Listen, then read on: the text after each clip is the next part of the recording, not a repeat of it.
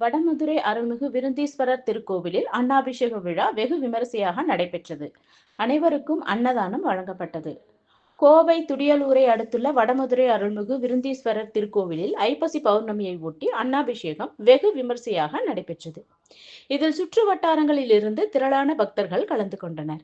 அனைவருக்கும் அன்னதானம் வழங்கப்பட்டது. முன்னதாக கோவிலை சுற்றி கான்கிரீட் சாலை அமைக்க பூமி பூஜை போடப்பட்டது. உலக ஜீவராசிகளுக்கு படியளக்கும் சிவபெருமானுக்கு அரிசி உணவை அபிஷேகம் செய்து படைக்கும் விழாதான் அன்னாபிஷேகம். ஐப்பசி மாத பௌர்ணமி தினத்தன்று சிவாலயங்களில் சாயரட்சியின் போது இந்த சிறப்பு வழிபாடு நடைபெறும். அன்னாபிஷேகத்தன்று சிவபெருமானின் மேனியிலே சாட்டப்படுகின்ற ஒவ்வொரு பருக்கை சோறும் ஒரு சிவலிங்கம் என்று கருதப்படுகிறது. எனவே அன்று அன்னாபிஷேக கோலத்தில் சிவ தரிசனம் செய்தால் கோடி லிங்கத்தை தரிசனம் செய்வதற்கு சமமாகும். அன்னாபிஷேக கோலத்தில் சிவபெருமானை தரிசிக்க மோட்சம் கிட்டும். அன்னாபிஷேகம் செய்த சாதத்தை குழந்தை பாக்கியம் இல்லாதவர்கள் உண்டால் பலன் நிச்சயம் உண்டு என்பது ஐதீகம்.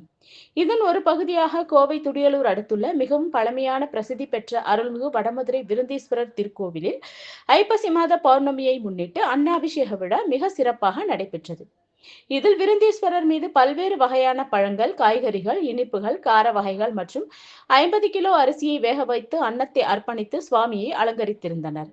தொடர்ந்து விருந்தீஸ்வரர் மலர்களால் அலங்கரிக்கப்பட்டு சிறப்பு பூஜை ஆராதனை நடைபெற்றது. இதனைத் தொடர்ந்து விருந்தீஸ்வரர் மீது அர்ப்பணிக்கப்பட்ட அன்னத்தை விழாவில் கலந்து கொண்ட அனைத்து பக்தர்களுக்கும் அன்னதானமாக வழங்கினர். இந்த நிகழ்ச்சியில் சுற்று வட்டார பகுதியில் உள்ள பக்தர்கள் குடும்பத்துடன் கலந்து கொண்டு விருந்தீஸ்வரர் அருள் பெற்று சென்றனர்.